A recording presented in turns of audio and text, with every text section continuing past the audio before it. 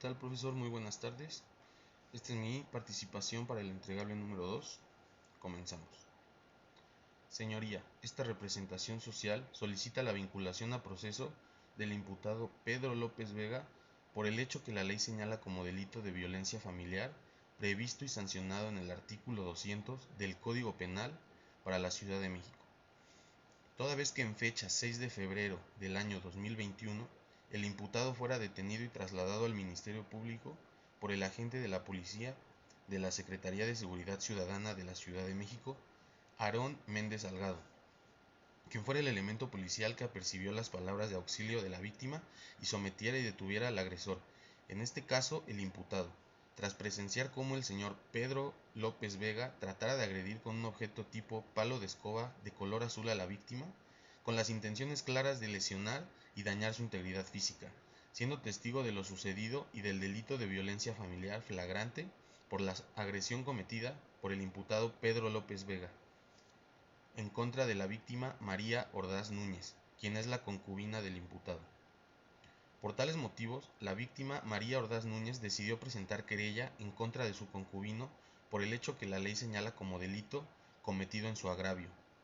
Por tal motivo, el imputado fue trasladado a la Coordinación Estratégica de Investigación situada en Gustavo Amadero, en la Unidad de Investigación número 3, con carpeta de investigación número CI-FGAM-6-UI-3C diagonal D, diagonal 899, diagonal 02-2022, donde el Ministerio Público manda a un agente de la Policía de Investigación al lugar de los hechos para investigar y recaudar medios de prueba que sirvan para la resolución. Una vez recopilados los medios, el agente con nombre Raúl Velarde Mir corrobora lo siguiente. Se localiza el domicilio en donde residen los concubinos María Ordaz Núñez y Pedro López Vega, donde tocó sin que nadie acudiera a su llamado. Se entrevistó con diversos vecinos del lugar de los hechos, quienes se niegan a proporcionar sus nombres, mismos que indican de no haberse percatado de los hechos el día 6 de febrero del 2021, pero refieren sí haber escuchado diversas discusiones del domicilio donde habitan la víctima y el imputado, donde se escucha que un hombre insulta a una mujer y al parecer la golpea. Y por último, 3. No se aprecian cámaras de seguridad públicas o privadas en el lugar de los hechos. Con los medios de prueba recabados, procedemos a la conducta del hecho ilícito, el cual está señalado en el ya mencionado artículo 200 del Código Penal para la Ciudad de México. En este sentido, su señoría, en su hipótesis, a quien por acción u omisión ejerza cualquier tipo de violencia física, psicoemocional, sexual, económica, patrimonial o contra los derechos reproductivos, que ocurra o haya ocurrido dentro o fuera del domicilio o lugar que habite en contra de 1. Él o la cónyuge o el excónyuge o la concubina, exconcubina, el concubinario o exconcubinario. 2. El pariente consanguíneo en línea recta ascendente o descendente sin límite de grado o el pariente colateral consanguíneo o afín hasta el cuarto grado. 3. El adoptante o adoptado. 4. El incapaz sobre el que se es tutor o curador. 5. La persona con la que se haya constituido sociedad en convivencia.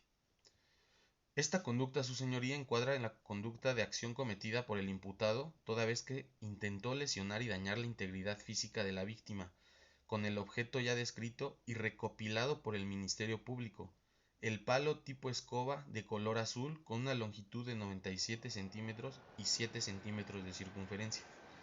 Y añadir que es una acción que se consume instantáneamente, ya que el imputado flagrantemente frente al policía de la Secretaría de Seguridad Ciudadana agredió y soltó un golpe con el objeto determinado, peligroso y capaz de lesionar, el palo de escoba.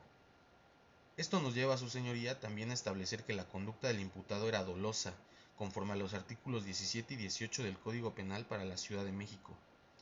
Y para sustentar esta formulación fáctico-jurídica, señoría, obran como datos de prueba en la carpeta de investigación el palo tipo escoba color azul con medidas de 97 centímetros de largo y 7 centímetros de circunferencia, objeto con el cual el imputado fue observado y visto realizando el acto flagrante de violencia familiar en contra de su concubina, la víctima María Ordaz Núñez, con número de referencia 896, recibido por el personal Plutarco Gómez Lara, encargado de bodega de indicios y evidencias de la Fiscalía General de la Justicia de la Ciudad de México, GAM-6.